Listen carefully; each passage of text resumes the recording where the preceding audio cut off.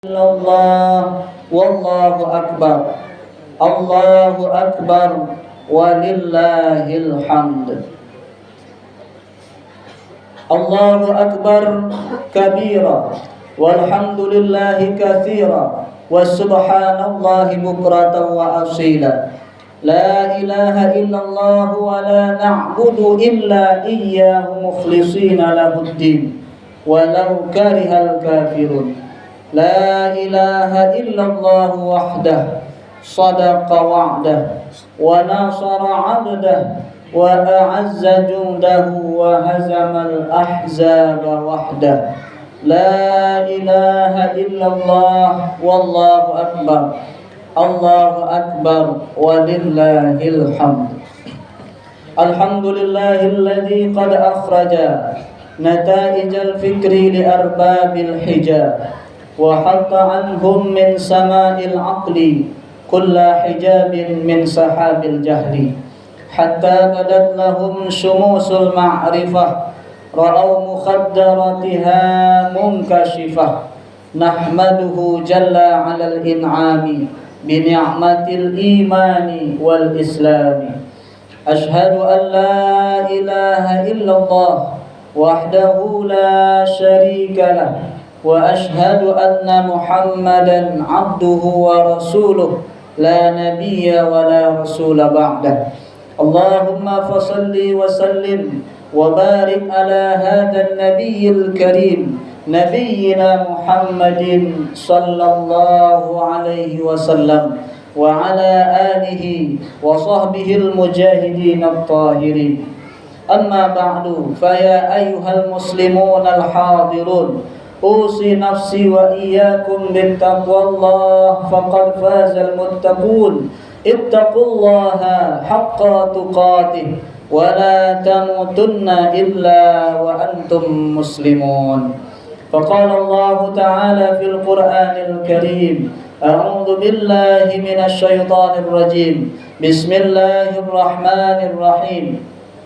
Inna a'tainakal kautsar fasalli li rabbika wanhar inna syani'aka huwal abtar.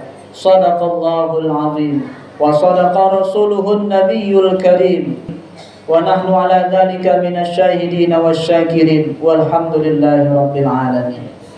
Hadirin kaum muslimin jamaah salat Idul Adha yang dirahmati dan dimuliakan oleh Allah Subhanahu wa taala. Kumandang takbir, tasbih, tahmid dan tahlil telah masuk ke telinga kita, masuk ke dalam relung hati kita, masuk ke tulang sumsum kita, menggetarkan jiwa orang-orang yang beriman. Mau dimulai sejak malam tadi sudah kita dengarkan itu dan sudah kita ucapkan takbir itu.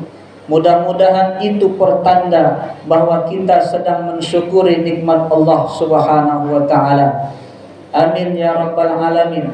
Karena kalau bukanlah karena nikmat Allah, kalau bukanlah karena hidayah, inayah dan pertolongan Allah Subhanahu wa taala, niscaya kita tidak akan bisa berkumpul di dalam masjid yang megah ini dalam rangka melaksanakan ibadah kepadanya. Semoga amal ibadah kita diterima oleh Allah Subhanahu wa taala. Amin ya rabbal alamin. Salawat berangkaikan salam kita doakan kepada Allah Subhanahu wa taala, semoga disampaikan kepada Rasulullah Muhammad sallallahu alaihi wasallam dengan ucapan Allahumma salli ala sayyidina Muhammad wa ala alihi wa sahbihi ajma'in. Hadirin kaum muslimin jamaah salat Id yang dirahmati Allah Subhanahu wa taala. Khatib menyampaikan wasiat kepada kita semua yang hadir, yaitu wasiat ketakwaan agar kita selalu bertakwa kepada Allah Subhanahu wa taala dan selalu berupaya meningkatkan ketakwaan itu. Allahu akbar, Allahu akbar, Allahu akbar walillahil hamd. Hadirin kaum muslimin rahimani wa rahimakumullah. Dalam rangka momentum salat Idul Adha kita kembali diingatkan peristiwa atau sosok seseorang yang disebutkan oleh Allah di dalam Al-Quran sebagai suri tauladan yang baik, yang disebut dengan uswatun hasanah.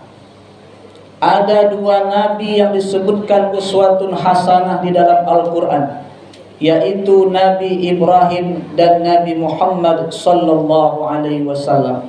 Itulah makanya di dalam salat kita gandingkan dua nabi itu di dalam salawat. Allahumma salli ala Sayyidina Muhammad wa ala ali Sayyidina Muhammad kama sallaita ala Sayyidina Ibrahim wa ala ali Sayyidina Ibrahim. Kenapa begitu? Karena Allah Subhanahu wa ta'ala memilih dua orang Rasul itu sebagai uswatun hasanah, suri tauladan yang baik yang Allah abadikan di dalam Al-Quran. Nah, dalam momentum ini kaum muslimin rahimakumullah, uswatun hasanah yang akan kita kaji, yang akan kita ambil hikmah dan pelajarannya adalah Sayyidina Ibrahim alaihi salam.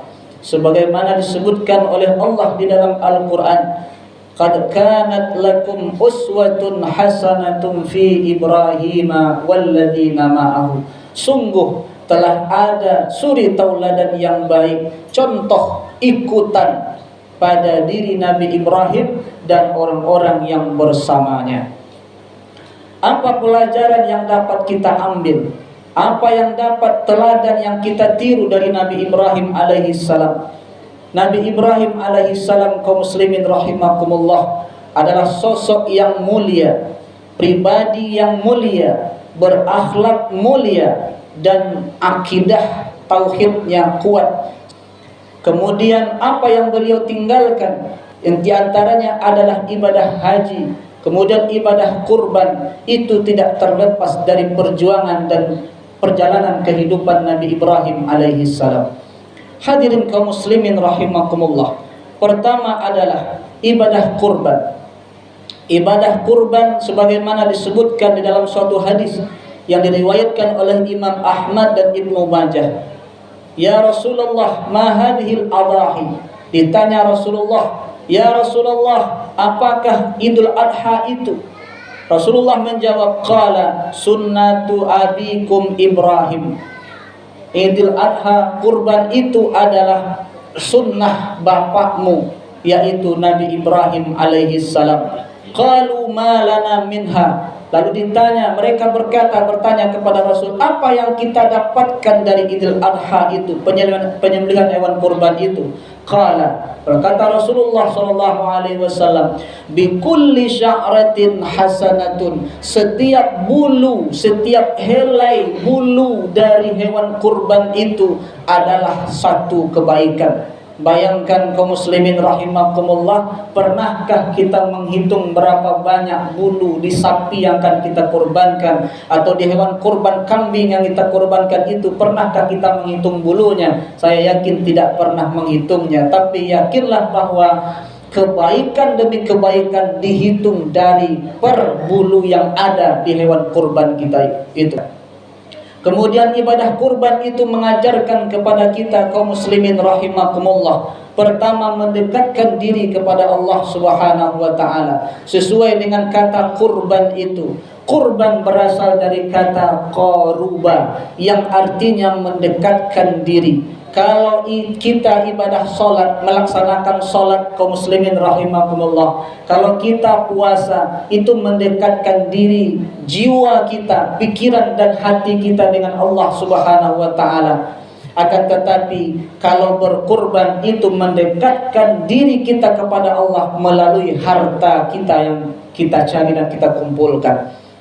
Jadi barang siapa yang melaksanakan kurban, maka sejatinya dia sedang mendekatkan diri kepada Allah. Kalau dengan Allah saja sudah dekat, maka otomatis dia akan dekat dengan sesama manusia. Hadirin kaum muslimin rahimakumullah. Kemudian kurban itu menyucikan jiwa kita. Menyucikan jiwa artinya adalah bahwa di dalam diri kita kaum muslimin rahimakumullah terdapat sifat-sifat yang melekat pada diri hewan.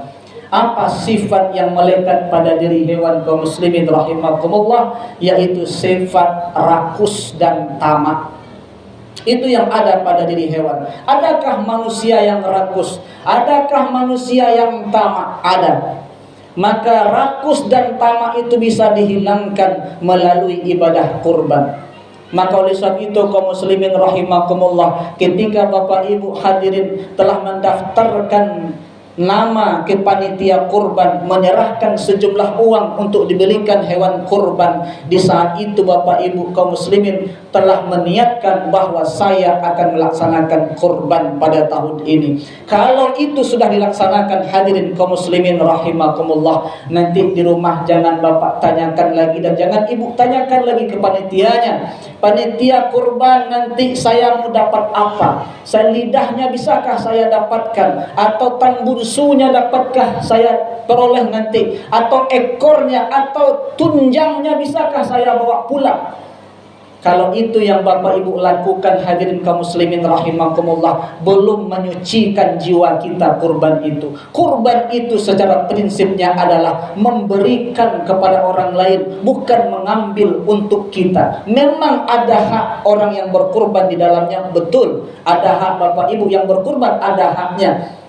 Tapi ketahuilah Bapak Ibu kaum muslimin rahimakumullah hadirin, bahwa prinsip dasar dari kurban adalah berbagi kepada orang lain.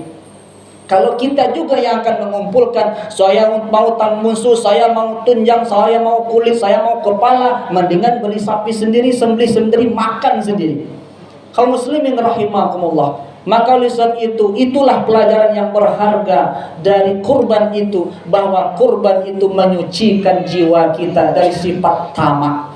Kemudian sifat apa lagi yang dibersihkan oleh kurban itu, yang ada pada diri hewan dan ada pada diri manusia? Sifat itu adalah sifat tidak peduli kepada lingkungan dan orang lain. Hadirin kaum muslimin rahimakumullah, nanti cobalah Bapak Ibu lihat sapi-sapi yang akan kita korbankan itu, sapi-sapi yang akan kita sembelih itu, berkumpul sesama mereka. Sapi-sapi itu ada 5, ada 6, ada 7. Ketika temannya disembelih kaum muslimin rahimakumullah, yang mereka tetap makan santai, yang lain tetap sibuk dengan aktivitasnya, sementara temannya sudah putus lehernya, sudah dibantai oleh manusia. Hadirin kaum muslimin rahimakumullah, menunjukkan apa? Menunjukkan bahwa sifat hewan itu tidak peduli dengan lingkungannya. Kalau ada manusia yang bersifat seperti ini, mau orang meninggal silahkan, mau orang baralek silahkan, mau terjadi musibah tak peduli. Kalau ini yang terjadi pada diri manusia kaum muslimin rahimakumullah, maka sifat hewan itu ada dalam dirinya, tak peduli dengan lingkungannya. Perlu dibersihkan. Dengan apa? Dengan kurban tadi. Dengan kurban itulah kita mendekatkan diri kepada Allah dan mendekatkan diri kepada manusia. Kita peduli dengan keadaan manusia. Hadirin kaum muslimin rahimakumullah, inilah yang krisis hari ini kaum muslimin rahimakumullah, yaitu pepatah yang dulu kita kenal, pepatah yang dulu sering kita dengar dari orang tua kita. Apa itu? Tahu di ranting nan kaman cucuk, tahu di dahanan kamaimpok. Takile ikan dalam air lah tentu. Yang persoalan hasilnya nanti itu urusan Allah Subhanahu wa taala. Allah tidak mempersoalkan hasil. Insya Allah kalau usahanya bagus, insya Allah akan datang hasil yang bagus. Tapi kalau usahanya kecil, tentu yang didapat juga kecil. Hadirin kaum muslimin rahimakumullah, begitu anak-anak sekolah kita sampaikan, wahai anak-anak sekalian yang belajar, kalau antum jadi orang pintar, jadi baik akhlaknya, berilmu pengetahuan, maka belajarlah dengan sungguh-sungguh. Persoalan hasilnya nanti Allah yang menentukan. Tapi kalau kamu balas belajar, menghafal tidak mau, bagaimana Allah akan menurunkan hasilnya? Kaum muslimin rahimakumullah, itulah syariat yang diajarkan oleh Nabi Ibrahim sampai kepada diri kita, terutama bagi yang laki-laki, bahwa pekerjaan itu, usaha itu adalah menunjukkan identitas seseorang. Cobalah lihat KTP kita masing-masing, pasti di situ ada pekerjaan. Bahwa pekerjaan itu menentukan identitas kita. Apapun pekerjaannya terserah, yang penting halal, tidak harus PNS, tidak harus jadi penguasa, yang penting bekerja. Bekerja itulah yang nanti akan dipertanggungjawabkan di hadapan Allah Subhanahu wa taala. Allahu Akbar. Allahu Akbar walillahil hamd. Kemudian pelajaran berikutnya yang diajarkan oleh Nabi Ibrahim alaihissalam adalah pendidikan. Ini yang terpenting kaum muslimin rahimakumullah. Pendidikan apa? Pendidikan anak. Kita melihat, hadirin kaum muslimin rahimakumullah, Nabi Ibrahim mendidik anaknya dimulai dari memilih jodoh. Bapak Ibu hadirin dan rahmati Allah kaum muslimin rahimakumullah, Nabi Ibrahim menikah dengan Siti Sarah, tidak dikarunia anak, lama tidak dikarunia anak. Kemudian disarankan oleh Siti Sarah, menikahlah lagi. Kalau engkau menginginkan keturunan yang akan melanjutkan nanti keturunanmu, melanjutkan perjuanganmu, maka menikahlah lagi. Siti Sarah yang mencarikan perempuan, yang perempuan itu dulu adalah budak, tawanan perang. Kemudian dibawa oleh Siti Sarah, diberikan kepada Nabi Ibrahim alaihissalam. Menikahlah Nabi Ibrahim dengan Siti Hajar. Siti Hajar itulah yang kemudian melahirkan anak yang disebut dengan Ismail. Hadirin kaum muslimin rahimakumullah, riwayat menceritakan bahwa Siti Hajar itu bukan perempuan cantik, bukan perempuan kaya, bukan juga perempuan yang punya kedudukan tinggi, tidak. Tapi Siti Hajar itu adalah pribadi yang mulia, akhlaknya bagus, solehah bahasa Arabnya. Hadirin kaum muslimin rahimakumullah, itulah yang membuat Ibrahim mau menikah dengan Siti Hajar. Kenapa? Karena menjadi seorang ibu yang nanti akan mendidik anak-anak garis keturunannya, itu tidak mau dia, Nabi Ibrahim itu sembarang orang. Dia tentukan pasti dia adalah perempuan yang baik. Hadirin kaum muslimin rahimakumullah, inilah peran Bapak Ibu, peran kita semua, kita sebagai ayah, kita sebagai ibu, tanggung jawab pendidikan itu pertama kali itu adalah dari keluarga kita. Bagaimana kita mendidiknya? Jangan lupa kita berdoa kepada Allah. Begitu Nabi Ibrahim mengajarkan.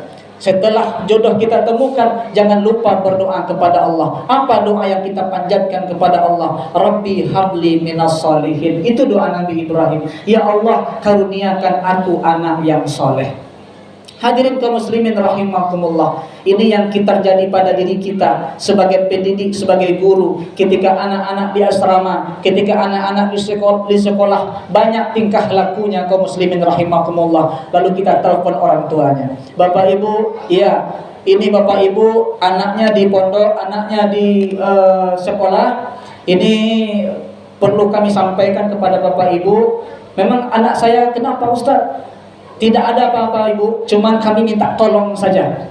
Bagaimana? Minta tolong apa? Ada masalah apa dengan anak saya? Tidak ada apa-apa Bu. Anak Bapak Ibu sehat, anak Bapak Ibu aman di sini. Cuman kami minta tolong. Apa minta tolongnya? Bapak Ibu nanti di malam hari, tolong Bapak Ibu bangun jam 4 pagi, kemudian berwudu, kemudian melaksanakan salat tahajud minimal 2 rakaat. Rakaat pertama baca surat Al-Nasrah, rakaat kedua baca surat Iza Jaa Nasrullah. Setelah 2 rakaat selesai, kemudian di sujud terakhirnya, kemudian Bapak Ibu baca doa Rabbi habli minas solihin. Baca 3 kali, Rabbi habli minas solihin, Rabbi habli minas solihin. Setelah Bapak Ibu selesai 2 rakaat, kemudian tambah 1 rakaat lagi, yaitu salat witir, 1 rakaat saja dengan ayatnya Qul huwallahu ahad, Qul a'udzu birabbil falaq, Qul a'udzu birabbin nas. Dengan cara itu Bapak Ibu sudah membantu kami di pondok, sudah membantu kami di sekolah untuk mendidik anak-anak kita semua.